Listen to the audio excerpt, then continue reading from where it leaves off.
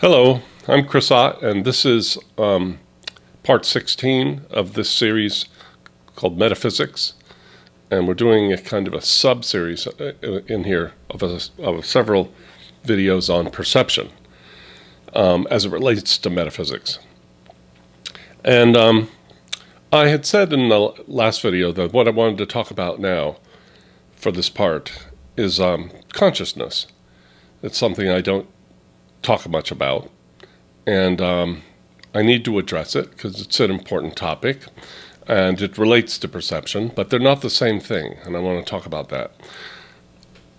Now, when I say consciousness isn't the same thing as perception, I'm using these words in specialized ways. Not that I've made up a definition. I mean, there are many definitions for words. And in philosophy, we want to be exact in our meaning because we don't want to be misunderstood.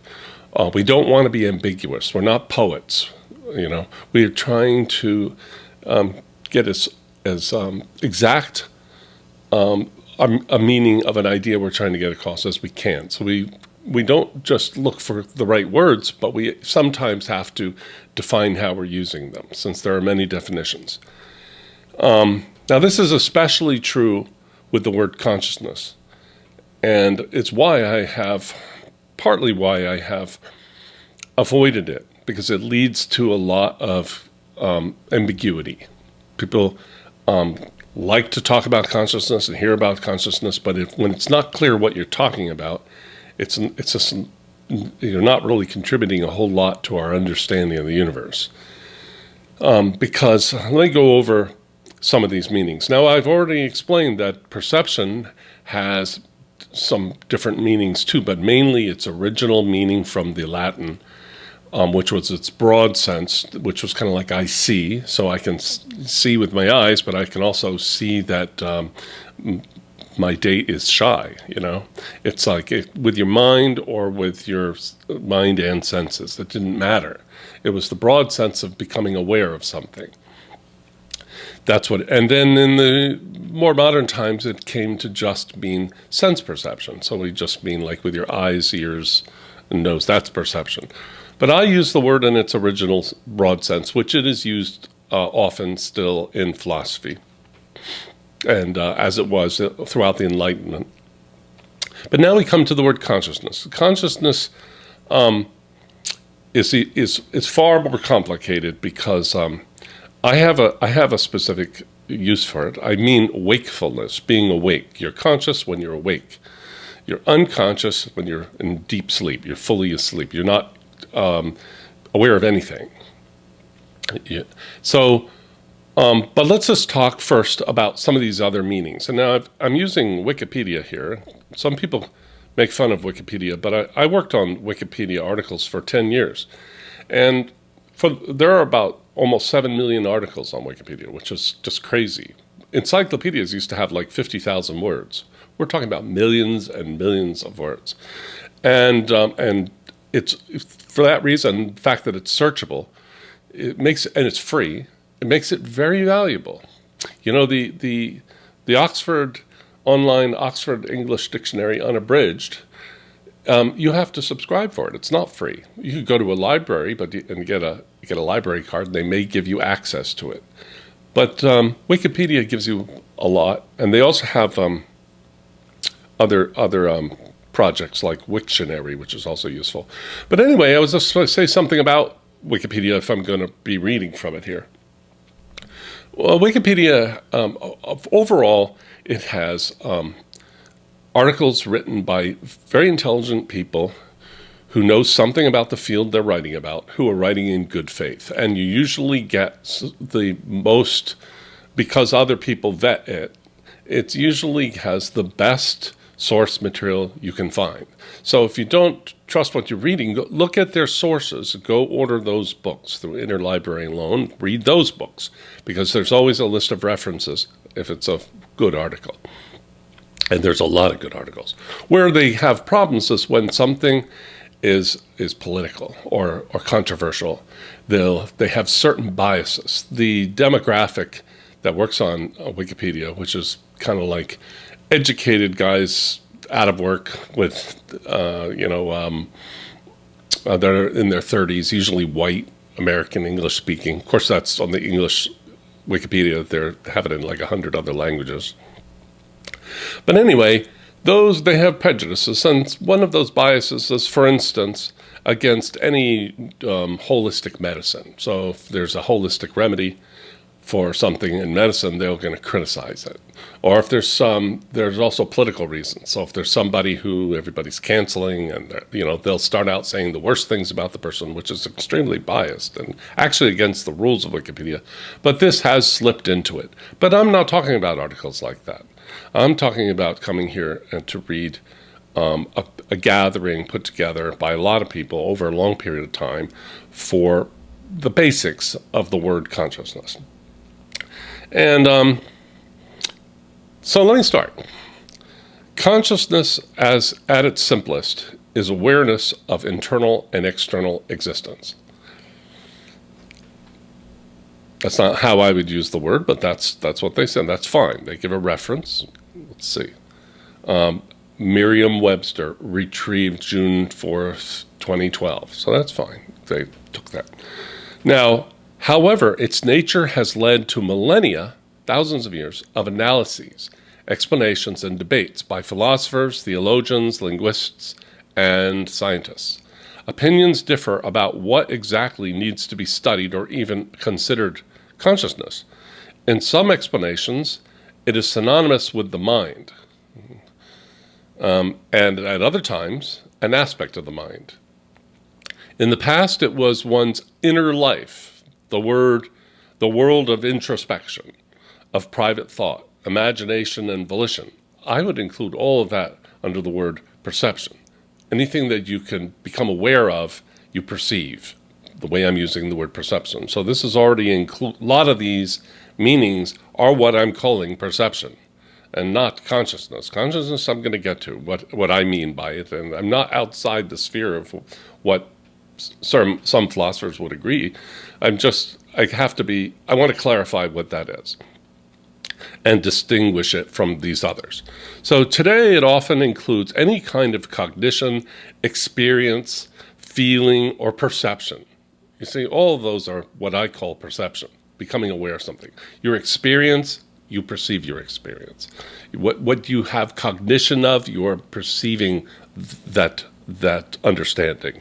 Your feelings, you perceive what you feel. And of course, the last word they used was perception itself. So a lot of people are using it the way I'm using the word perception, okay? I'm going to get into the problem with that, though. It may be awareness of awareness. These are still more ways that the word consciousness is used. Awareness of awareness, self-awareness. So some say you're not conscious unless you're self-aware. So let's say a little bug, might be conscious of the color of the flower it's moving toward, but it's not conscious of itself there as a bug. So they would say, well, he's not conscious. I would say no, he's a little conscious, and maybe full consciousness would include awareness that you're there and that you're aware. Maybe we would call that complete consciousness, but there's a spectrum, I think. It may be awareness, self-awareness, either continuously changing or not. The disparate range of research notions and speculations raises a curiosity about whether the right questions are being asked. Examples of the range of descriptions, definitions, and explanations are simple wakefulness, which is exactly how I'm going to use the word, by the way. So that is an actual use of the word consciousness. One's sense of selfhood or soul explored by looking within. In my language, use of words, if I'm looking within, I'm perceiving, okay? I'm reflecting upon what I perceive when I don't look with my five senses, but introspect. And anyway, let's see. Looking within, being a metaphorical stream of contents, again, I would call that perception. You're having a stream of experiences or perceptions, mental or physical, or being a mental state, mental event, or mental process of the brain. Well, that's fine. So that's the range of uses of the word. And that's why I have to define it. Again, you don't just, burst upon the scene like a lot of people who don't have a philosophical background. They would just start using the word consciousness and assume people know what they mean. But they don't. Even if you're reading books by doctors and scientists and philosophers, old and new, those books have disparate meanings for this word. Now, words don't have, I think this is obvious. I probably shouldn't have to say it, but I'm going to, because I have discovered from time to time people don't know this.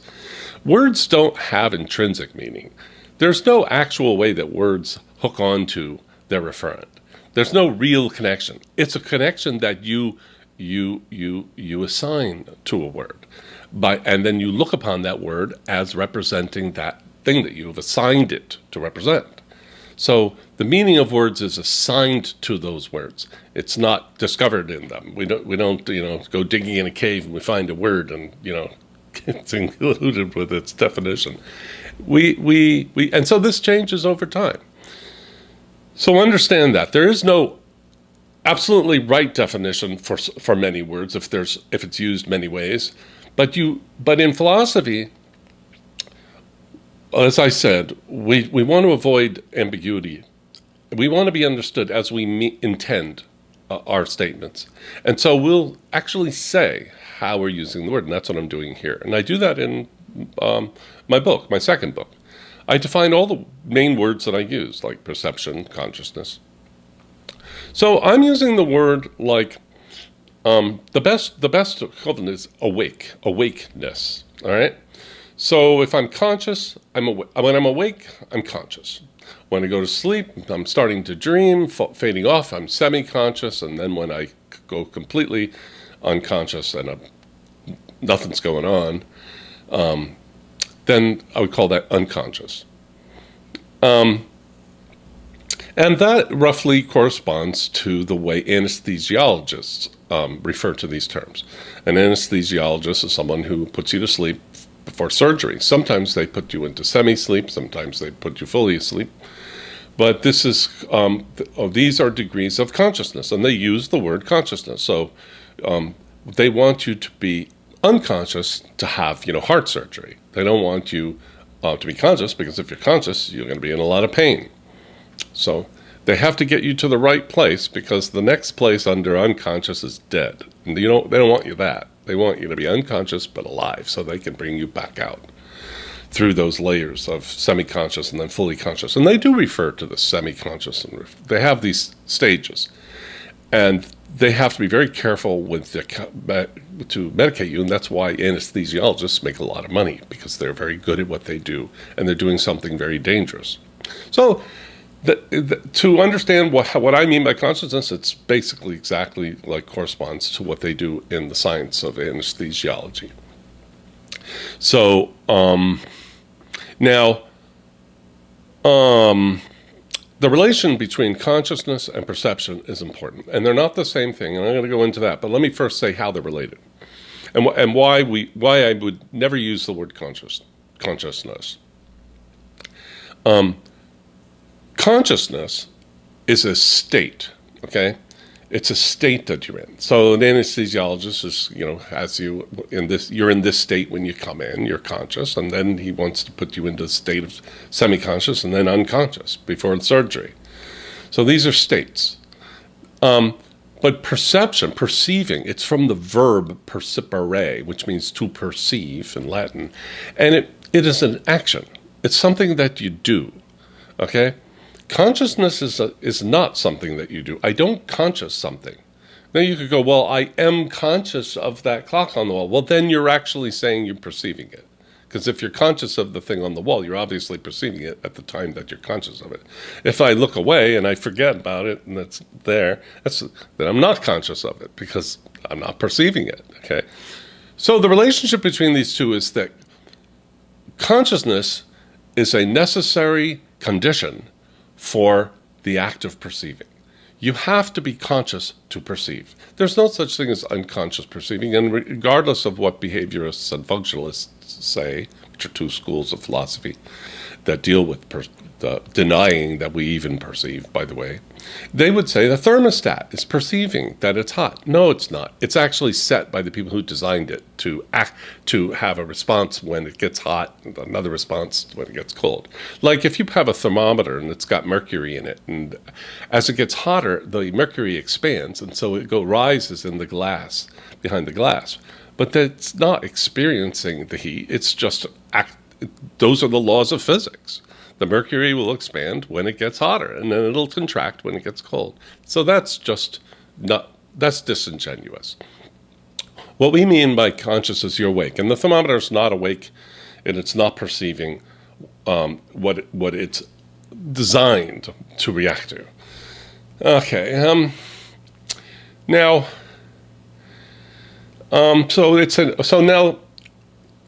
perception is the act. Conscious is the condition you have to be in to be able to do that. But the reverse is not true. Perceiving is not a necessary condition for being conscious. You could be conscious, fully awake, conscious. If you want to use the word aware, you're aware, without having any object that you're aware of, okay, or thing that you're perceiving, or you're noticing anything. And we know this on the testimony of people who meditate. That's one of the objects of some forms of meditation, is sort of to lose your awareness of things around you and your thoughts. And that's what they mean by still mind, a frozen mind and all that. I'm not a meditator, so I'm just going on the testimony of those who swear that this is a state that they can achieve. And of course, this is also in some spiritual schools, this meditating. And in Hinduism, they even have a word for the state of fully not experiencing anything but remaining conscious. It's a kind of trance, and it's called Nirvikalpa Samadhi. All right, so that's about all I had to say on this topic. It's kind of a minor topic. Thank you for watching, and I'll see you later. Bye-bye.